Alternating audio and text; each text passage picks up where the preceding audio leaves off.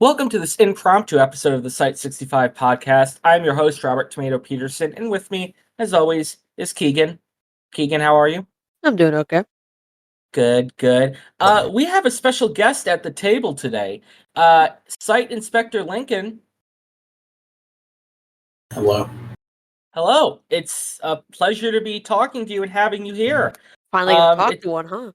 Yeah, it's Easy. very rare we get to interact with site inspectors and have long conversations with them, and even though we don't have that much time, we only have about 10-15 minutes, it's really nice of you to take the time to sit down and talk to us. Well, me, former research, who still gets access to the site to come play with 999, and senior researcher Keegan.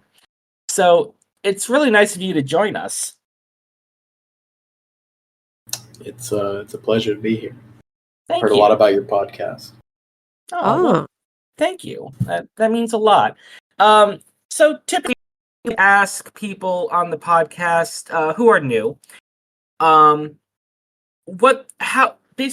they got into the foundation, and how they got to the position they're in, and then what's the craziest thing they've seen at the foundation, specifically Site-65, so far in their career. Now, you being a site inspector, you're way above our clearance level.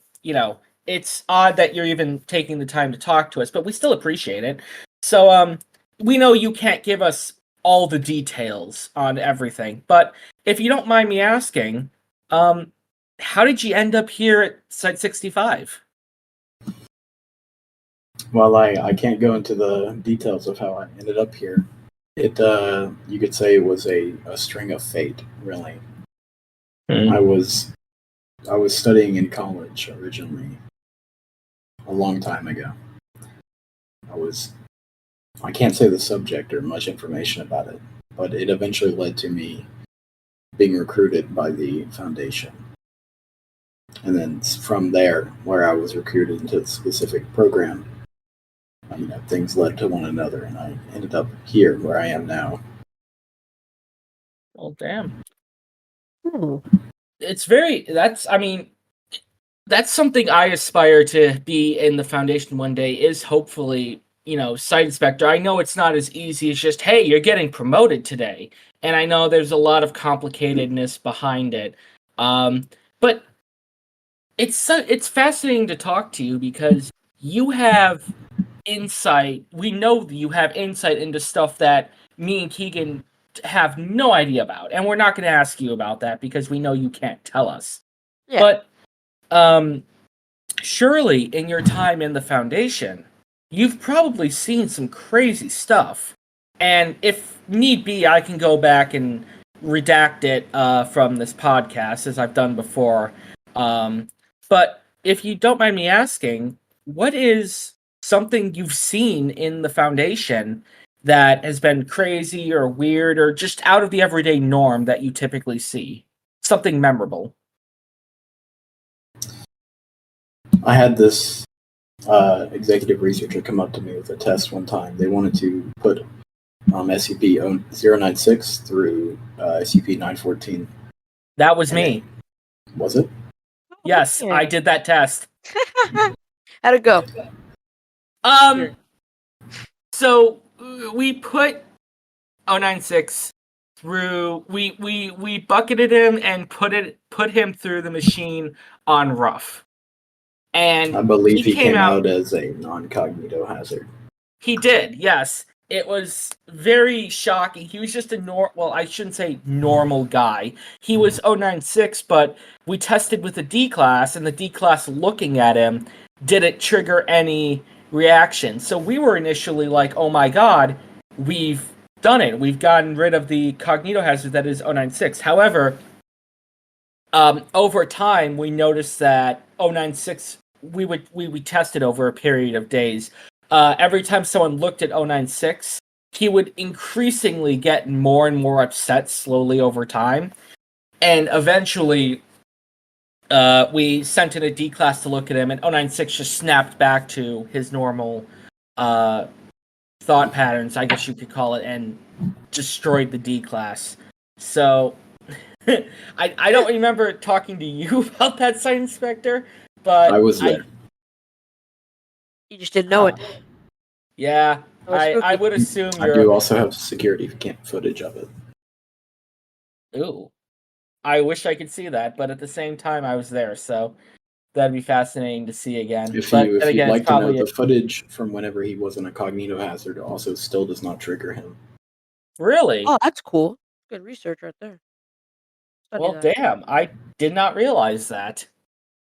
Oh We wow. use it. We now use it as a false way to threaten people. Oh, I like that. So another thing I want to ask is, have you had any interesting interactions? Because we've had uh, both GOC and CI hack into our comms and be guests on the podcast in the past. Keep in mind, this podcast is only listened to by people on Site-65 and other sites. Hopefully, no one has spread it around the internet, so people are listening to this. But They haven't.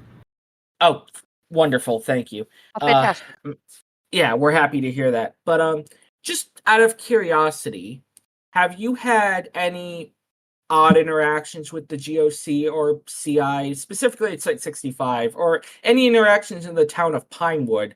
I know you probably aren't allowed. Well, I can't say you're not allowed to, but you are obviously a more priority target, if you would, to someone like a CI or a GOC.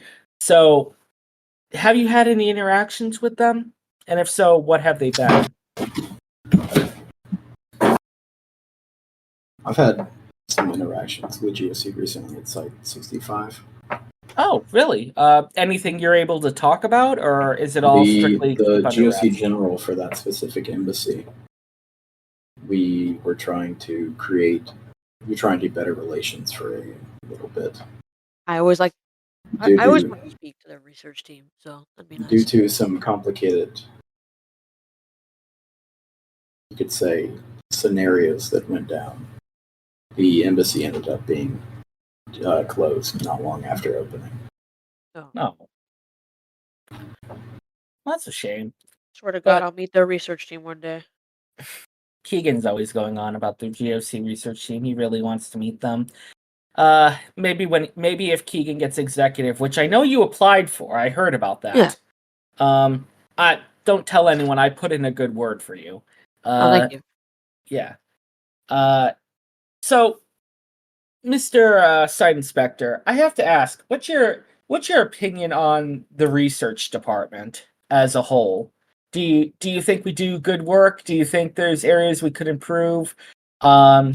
I know we have some wacky tests that you occasionally probably have heard about, other than my 096 914 test.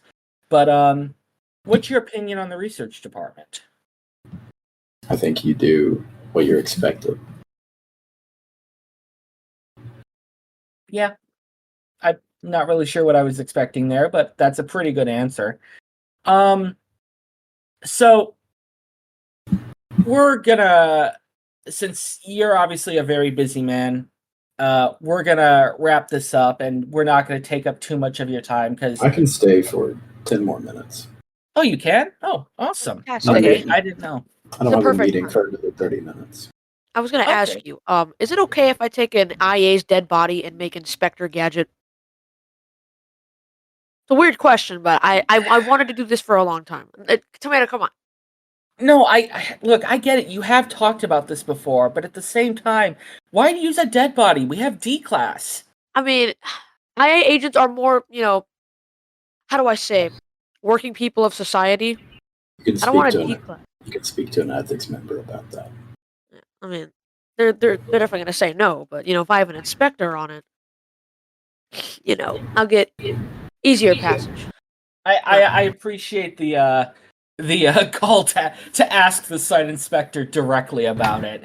I mean, I wouldn't have the balls to do that. I just kind of passed my when I was full on research, I just passed my documents up the chain of command, and eventually they got back to me, signed or not signed.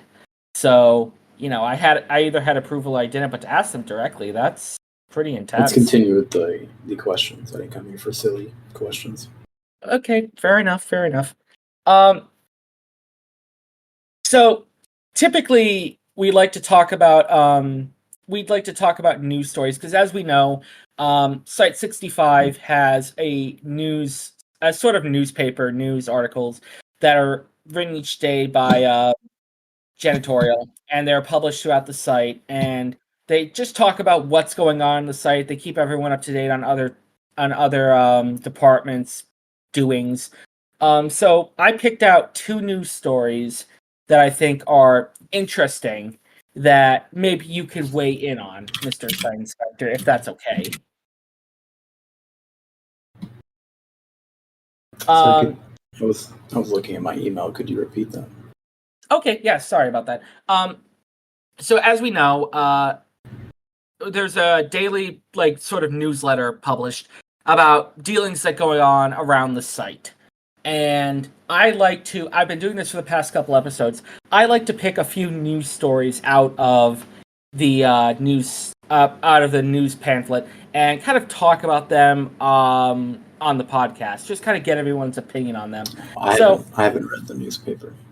Yeah, it's kind of keep us in the know of what other departments are doing, and I don't know if it goes to higher clearance level than clearance level 4 because you guys should obviously know more than we do, and you probably don't want to trivialize yourselves with stuff like janitorial gets new mops and stuff like that. But there were two news stories that I picked out that I thought were interesting.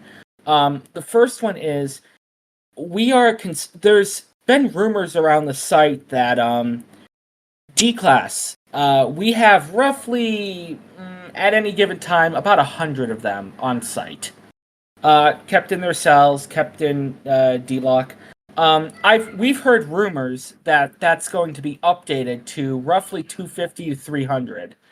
Any comments on that? Is there any details you can give us? Because that's a lot more D-Class than we typically have, and that could lead to a lot more breaches.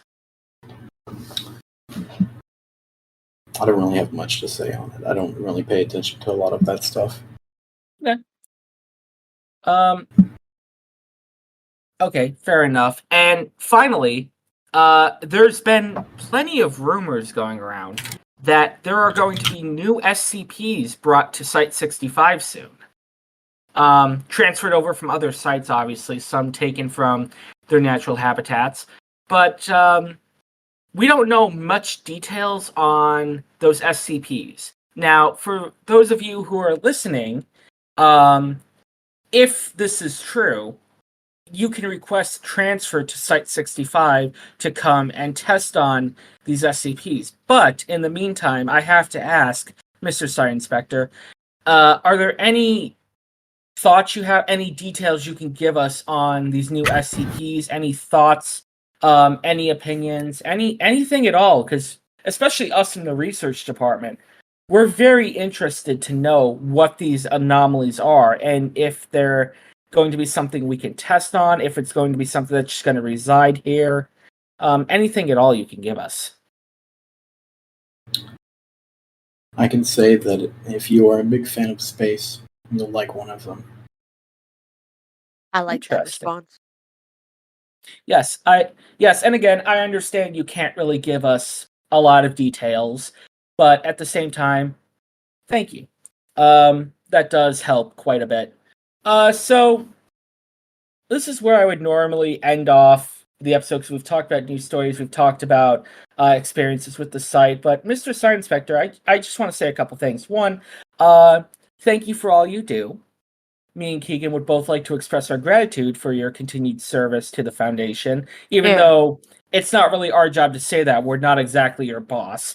But at the same time, we know that what you do is well beyond the capabilities of me or Keegan or any of the research department. So we would like to say, on behalf of all of us, thank you for what you do. But I want to open up the floor to you. If there's anything you would like to say to anyone listening, and this will be broadcast to all other sites for every department except D-Class, they have the opportunity to listen to you. Is there anything you want to say to the people listening?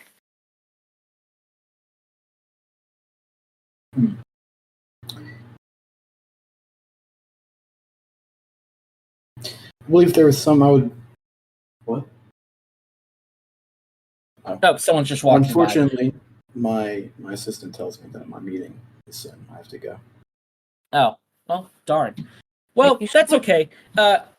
First off, I will just, leave with one message though. Okay. Keep doing your jobs. Keeping humanity safe is mainly what we're here for. Of course, there are sacrifices. You just have to deal with them. Okay. All right. Well, thank you very much for stopping by, Mr. Site Inspector. This has been the Site-65 podcast impromptu episode. I've been your host, Robert Tomato Peterson, along with senior researcher Keegan. Thank you all very much for listening.